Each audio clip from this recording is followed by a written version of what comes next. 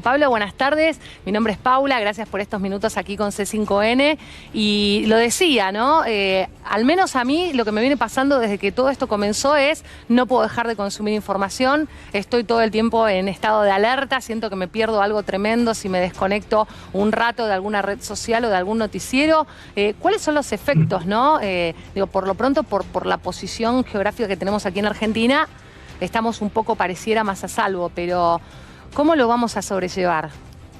Hola Paula, ¿cómo estás? ¿Cómo va? Mira, yo creo que los efectos son heterogéneos, de alguna manera efectos de la globalización, ¿sí? Como vos bien marcás, consumir información, estar atentos a lo que sucede, digamos, es la forma que tenemos también de prepararnos eventualmente, porque sin lugar a dudas, por ahora, digamos, en Ucrania mismo está sintiendo los efectos de la guerra en sí misma, pero los efectos colaterales van a llegar porque siempre una guerra trae efectos. Y de alguna manera también el tema de la pandemia. Estábamos celebrando casi la pospandemia y empezar a recuperar cierta normalidad, entre comillas, y de pronto ahora estamos con este miedo que desencadena una guerra. Se está hablando, ¿no? Digamos, uno escucha ahí esto de una tercera guerra mundial, cuestiones en torno a la posibilidad de que esto tenga efectos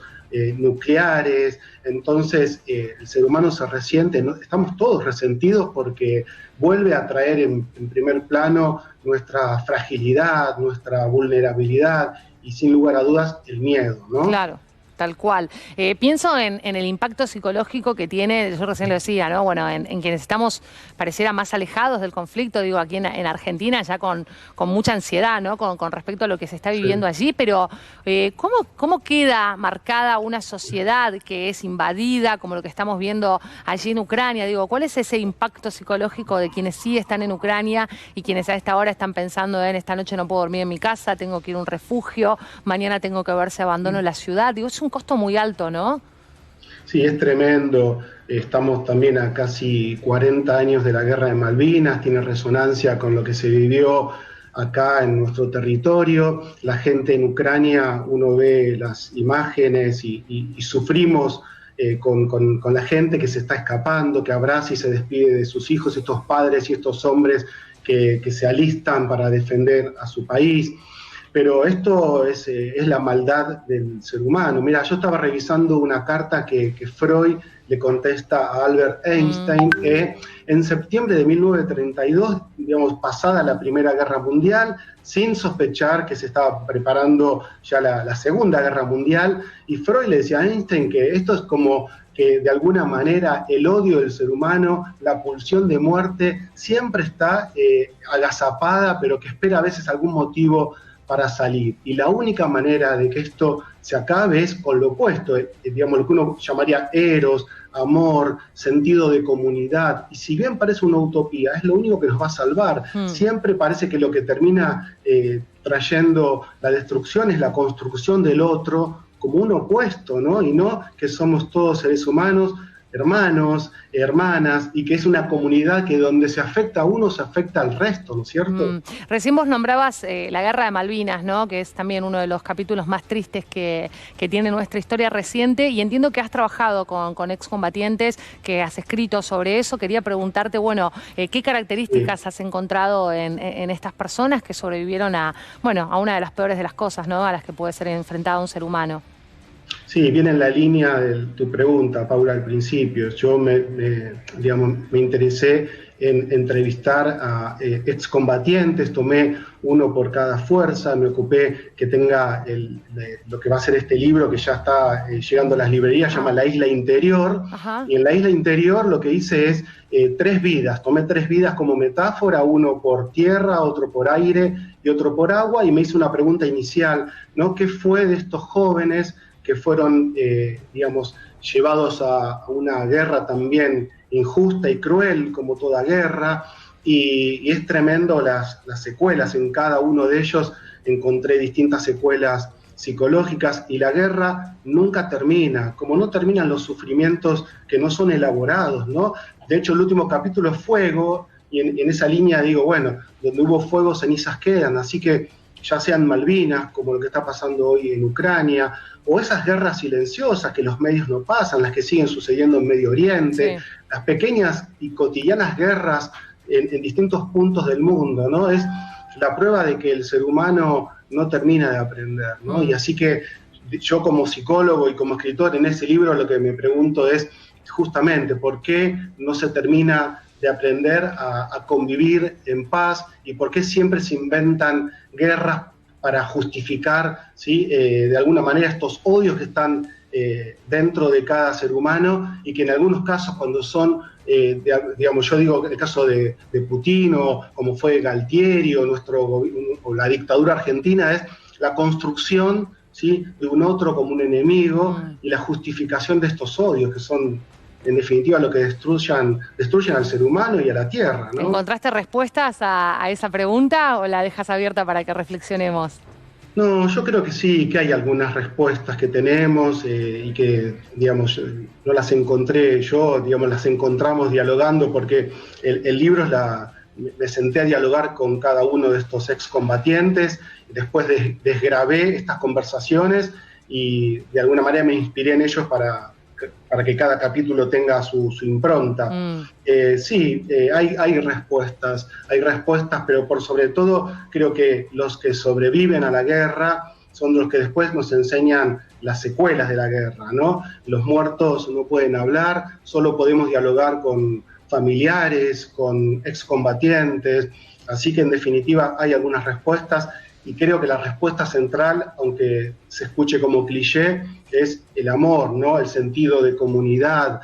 Me parece que la respuesta para que no hayan guerras es saber que estamos interconectados y todo lo que hacemos, para bien o para mal, afecta a los otros. Y así como el COVID contagia, el odio contagia también, pero también contagia el ser solidario, el amor, la presencia amorosa, ¿no? Que tanto cuesta. Pablo, bueno, yo cuando te estaba presentando hacía una referencia, un paralelismo a lo que fueron los primeros días de la pandemia, ¿no? Donde estábamos todos como preparando nuestra psiquis a lo desconocido, al miedo, a la incertidumbre. Me parece que ahora también estamos nuevamente afrontándonos a un capítulo de la historia que es impredecible, ¿no? ¿Qué es lo que va a pasar? En aquel momento nos aconsejaban, bueno, ver qué tipo de información íbamos a consumir, limitarla, no sé si es ansiedad, ¿no? Lo que más podríamos decir que empezamos a sufrir quienes conectamos con el tema, pero ¿qué encontrás, así como denominador común que nos empieza a pasar y cuáles son las recomendaciones en todo caso? Sí, el inicio de la pandemia se decía como frase hecha que estábamos ante un enemigo invisible y nos teníamos que preparar algo que desconocíamos. Fue muy difícil todo ese principio. Recuerdo alguna salida con ustedes ahí en C5N tratando de ayudar a que los efectos psicológicos sean lo menos perjudiciales justamente para la salud mental de la población. Aconsejaba en ese momento informarse, pero no sobreinformarse, porque estar muy expuesto a la información también hace que uno esté todo el tiempo paranoico y que no le dé tiempo al descanso y a la conexión familiar, para también, salvarte un poco de esa toxicidad, de esos agrotóxicos que es pensar todo el tiempo en aquel entonces en enfermedad y muerte. Ahora el enemigo es visible, ¿no? Porque estamos hablando de guerra, de una guerra directa, en principio, de un país hacia otro, ¿no? De Rusia hacia Ucrania, pero como no conocemos los efectos, de la misma manera que no conocíamos los efectos de la pandemia, lo que pasa, que es típico del ser humano, es algo de lo que no queremos habitualmente ser conscientes, de la fragilidad, de la vulnerabilidad, así que me parece que en ese sentido es como un baldazo de conciencia. Sí, tenemos que empezar como a comprender esto, ¿no? Que somos vulnerables y frágiles, y más en tiempos de pestes o de guerra, que son justamente lo que diezma a una población en la historia de la humanidad, ¿no? Lo que ha diezmado a poblaciones enteras, algunas naturales, y decir, bueno, viene una peste natural, bueno, es más soportable, pero pensar, ¿sí? que estén muriendo todavía personas, y en este momento, por una guerra. Es absurdo, ¿no? Es como un tour por la miseria humana, ¿no?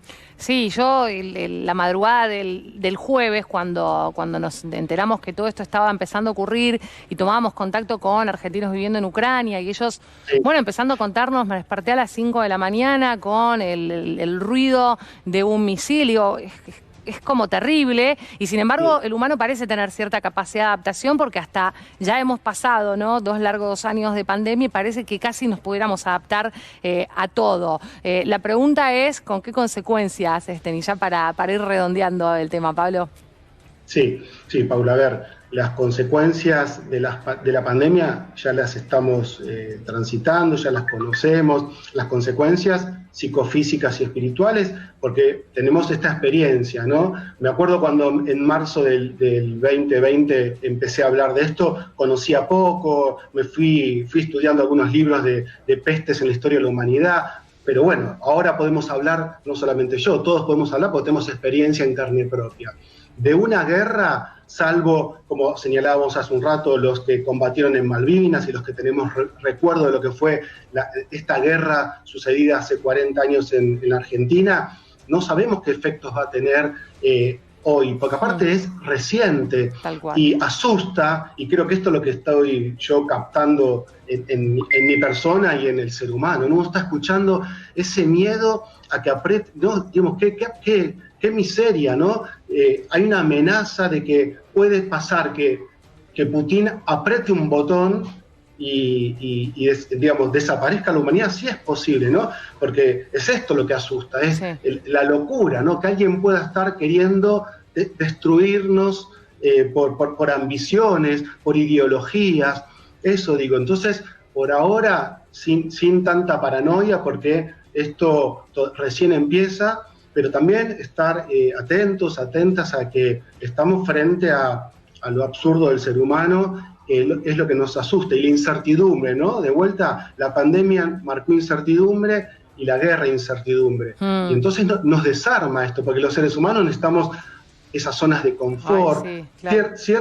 ciertas certidumbre. Nunca tenemos certezas totales, ¿no? 2 o Pero 3 certezas, por lo menos, no pedimos tanto. claro, alguna certidumbre, pero Claro. esto que decimos, te levantás a las 5 de la mañana, ves que están bombardeando, ¿sí?, un país, Rusia a Ucrania, y decís, bueno, esto puede llegar acá, y la verdad que en el ser humano todo es posible. Así que hay que cuidarse, ¿no? Absolutamente. Y trabajar a favor de la paz, ¿no? Creo fundamental. Tal cual. Pablo, muchísimas gracias por estos minutos con nosotros. Que estés muy bien. No, un placer, que estés muy bien vos Hasta también. luego.